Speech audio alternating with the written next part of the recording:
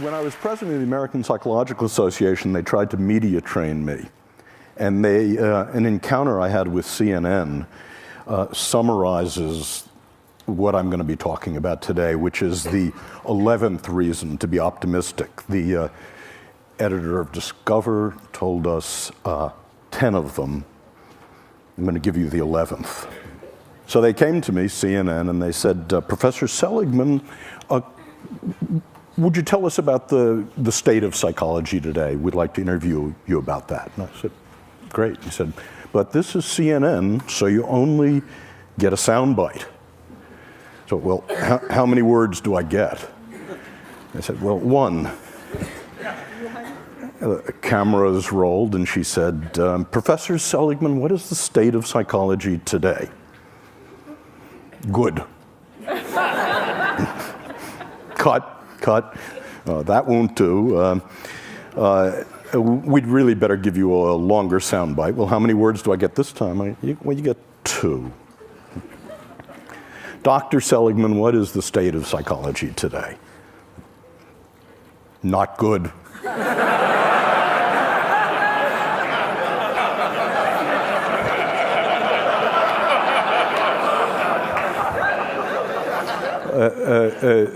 Look, Dr. Seligman, we can see you're really not comfortable in this medium. We'd better give you a real soundbite. This time you can have 3 words. And Professor Seligman, what is the state of psychology today? Not good enough. And that's what I'm going to be talking about. I want to say why psychology was good, why it was not good, and how it may become, in the next 10 years, good enough. And by parallel summary, I want to say the same thing about technology, about entertainment and design, because I think the issues are very similar. So why was psychology good? Well, for more than 60 years, psychology worked within the disease model. 10 years ago when I was on an airplane and I introduced myself to my seatmate and told them what I did, they'd move away from me. And because quite rightly, they were saying psychology is about finding what's wrong with you, spot the loony. And now when I tell people what I do, they move toward me. And what was good about psychology, about the $30 billion investment NIMH made, about working in the disease model, about what you mean by psychology, is that 60 years ago, none of the disorders were treatable. It was entirely smoke and mirrors. And now 14 of the disorders are treatable, 2 of them actually curable. And the other thing that happened is that a science developed, a science of mental illness, that we found out that we could take fuzzy concepts like depression, alcoholism, and measure them with rigor. That we could create a classification of the mental illnesses, that we could understand the causality of the mental illnesses. We could look across time at the same people, for example, who are genetically vulnerable to schizophrenia, and ask what the contribution of mothering, of genetics are. And we could isolate third variables by doing experiments on the mental illnesses. And best of all, we were able in the last 50 years to invent drug treatments and psychological treatments. And then we were able to test them rigorously in random assignment, placebo-controlled designs, throw out the things that didn't work, keep the things that actively did. And the conclusion of that is that psychology and psychiatry of the last 60 years can actually claim that we can make miserable people less miserable. And I think that's terrific. I'm proud of it. But what was not good, the consequences of that, were 3 things. The first was moral, that psychologists and psychiatrists became victimologists, pathologizers, that our view of human nature was that if you were in trouble, bricks fell on you. And we forgot that people made choices and decisions. We forgot responsibility. That was the first cost. The second cost was that we forgot about you people. We forgot about improving normal lives. We forgot about a mission to make relatively untroubled people happier, more fulfilled, more productive. And Genius, high talent, became a dirty word. No one works on that. And the third problem about the disease model is in our rush to do something about people in trouble, in our rush to do something about repairing damage, it never occurred to us to develop interventions to make people happier, positive interventions. So that was not good. And so that's what led people like Nancy Etkoff, Dan Gilbert, Mike Csikszentmihalyi, myself to work in something I call positive psychology, which has three aims. The first is that psychology should be just as concerned with human strength as it is with weakness. It should be just as concerned with building strength as with repairing damage. It should be interested in the best things in life, and it should be just as concerned with making the lives of normal people fulfilling and with genius, with nurturing high talent. So in the last 10 years, and the hope for the future, we've seen the beginnings of a science of positive psychology, a science of what makes life worth living. It turns out that we can measure different forms of happiness, and any of you for free can go to that website and take the entire panoply of tests of happiness. You can ask, how do you stack up for positive emotion, for meaning, for flow, against literally tens of thousands of other people. We created the opposite of the diagnostic manual of the insanities, a classification of the strengths and virtues that looks at the sex ratio, how they're defined, how to diagnose them, what builds them and what gets in their way. We found that we could discover the causation of the positive states, the relationship between left hemispheric activity and right hemispheric activity as a cause of happiness. I've spent my life working on extremely miserable people, and I've asked the question, how do extremely miserable people differ from the rest of you? And starting about 6 years ago, we asked about extremely happy people, and how do they differ from the rest of us? And it turns out there's one way, very surprising, they're not more religious, they're not in better shape, they don't have more money, they're not better looking, they don't have more good events and fewer bad events. The one way in which they differ, they're extremely social. They don't sit in seminars on Saturday morning. They don't spend time alone. Each of them is in a romantic relationship, and each has a rich repertoire of friends. But watch out here. This is merely correlational data, not causal, and it's about happiness in the first Hollywood sense I'm going to talk about. Happiness of ebullience and giggling and good cheer. And I'm going to suggest to you that's not nearly enough in just a moment.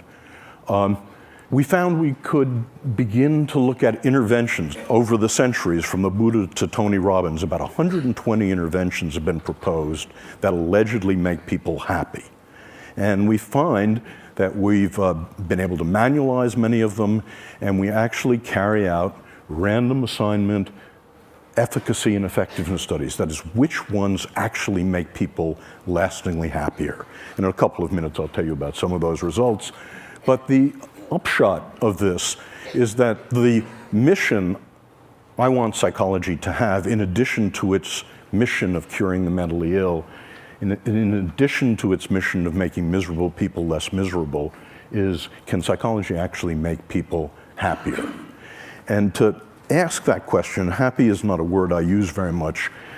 We've had to break it down into what I think is askable about happy.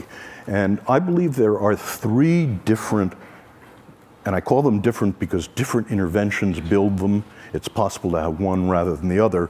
Three different happy lives. The first happy life is the pleasant life. This is a life in which you have as much positive emotion as you possibly can and the skills to amplify it. The second is a life of engagement, a life in your work, your parenting, your love, your leisure. Time stops for you.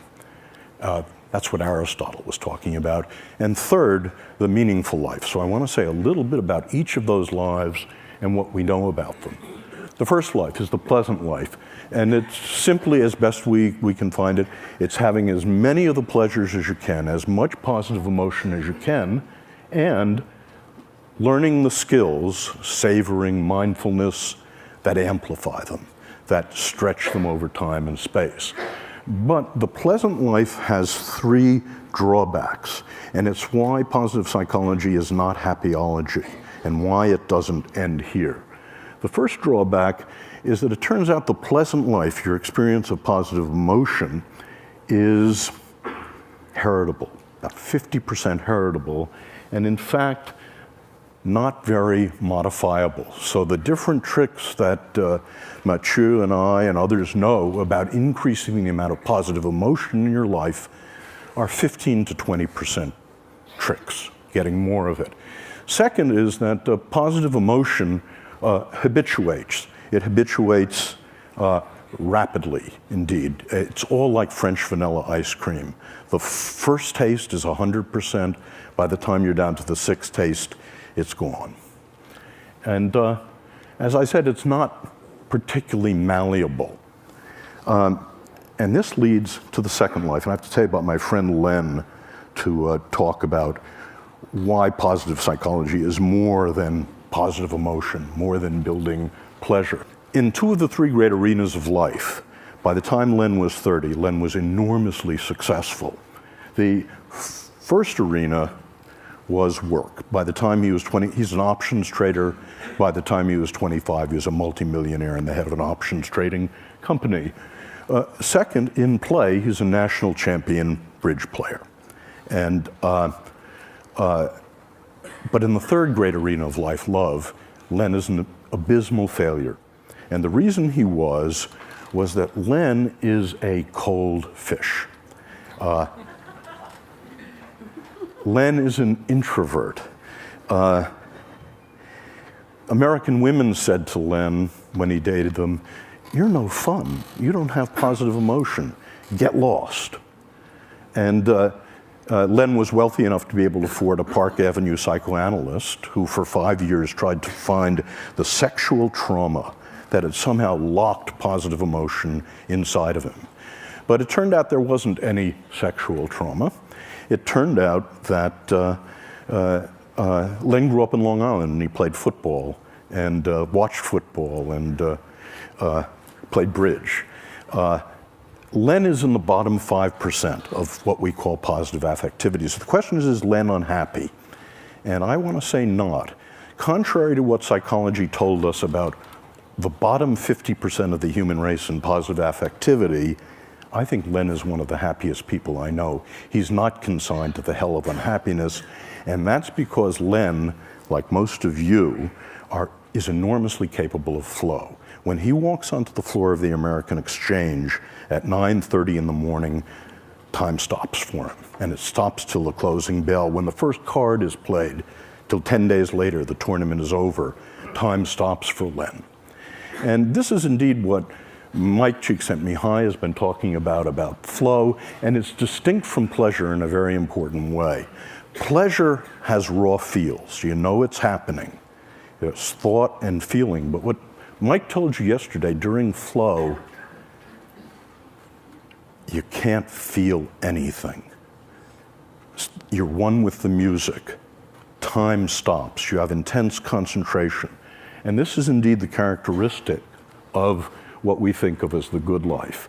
And we think there's a recipe for it, and it's knowing what your highest strengths are. And again, there's a valid test of what your 5 highest strengths are, and then recrafting your life to use them as much as you possibly can.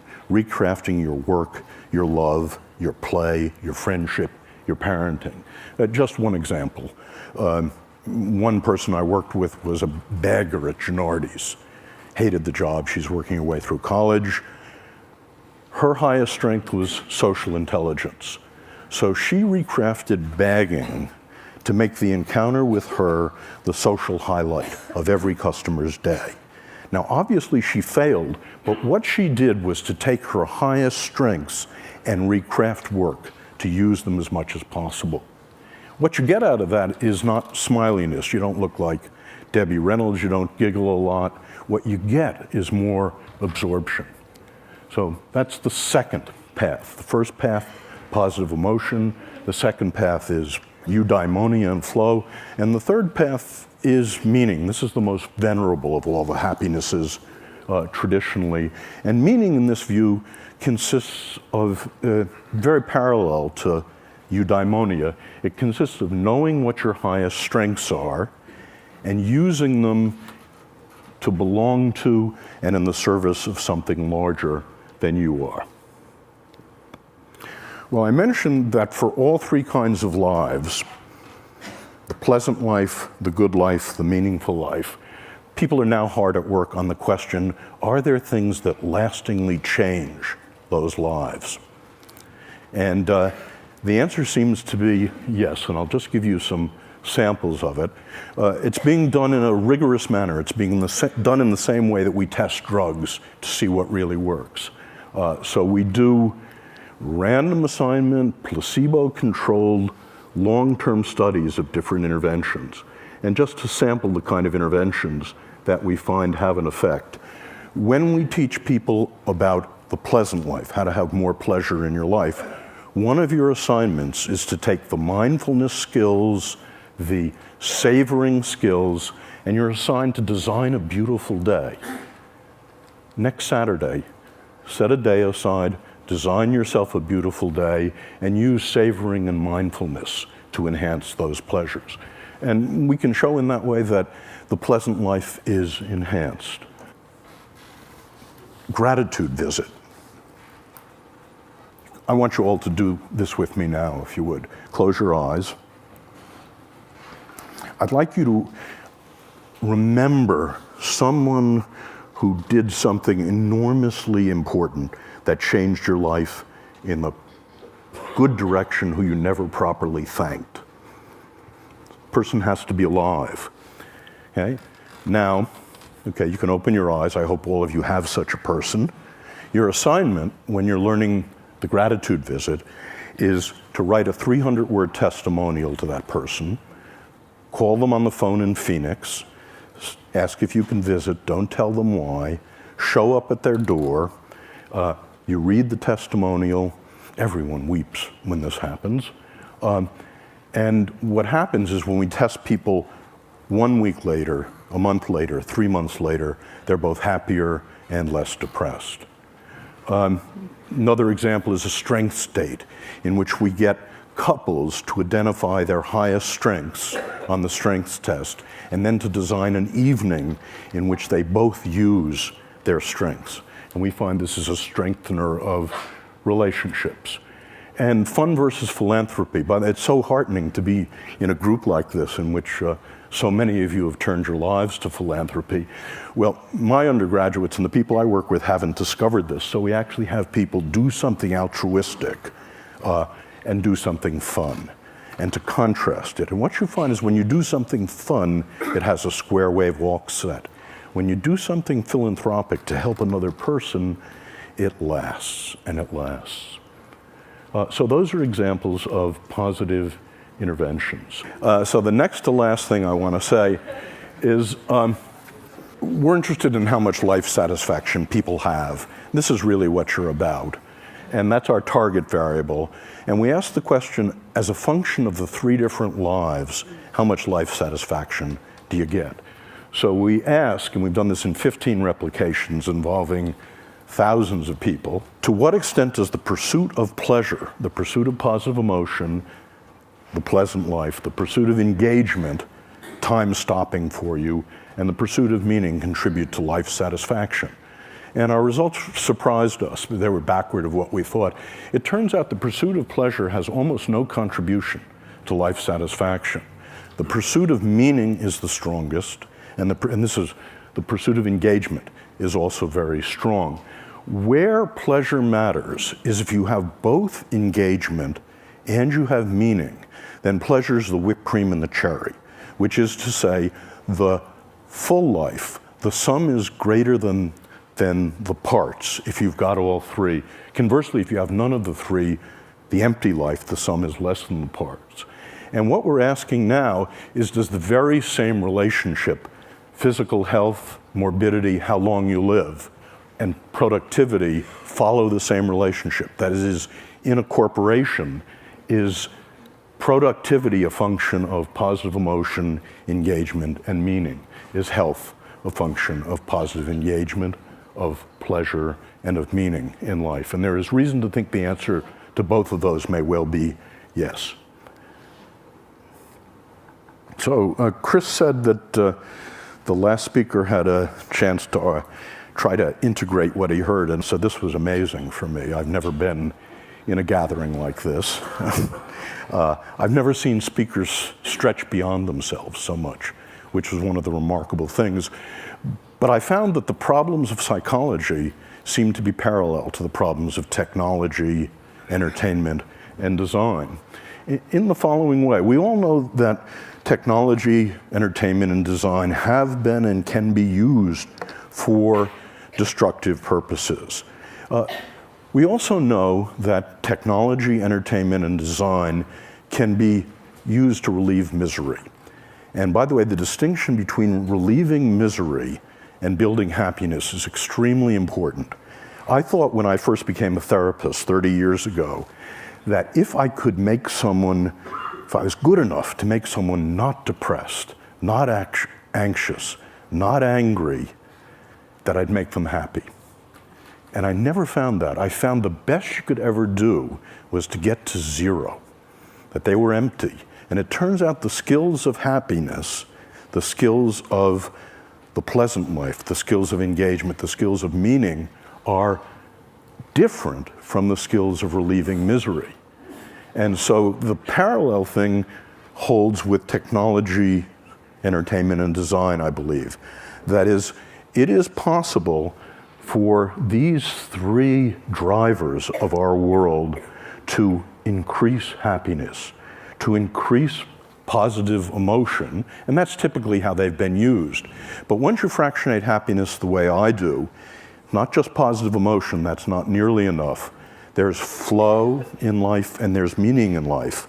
As Laura Lee told us, design, and I believe entertainment and technology, can be used to increase meaning engagement in life as well. So in conclusion, the 11th reason for optimism, in addition to the space elevator, is that I think with technology, entertainment, and design, we can actually increase the amount of tonnage of human happiness on the planet.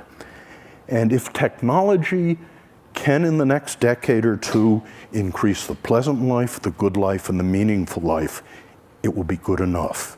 If entertainment can be diverted to also increase positive emotion, meaning, eudaimonia, it will be good enough. And if design can increase positive emotion, eudaimonia, and flow, and meaning, what we're all doing together will become good enough. Thank you.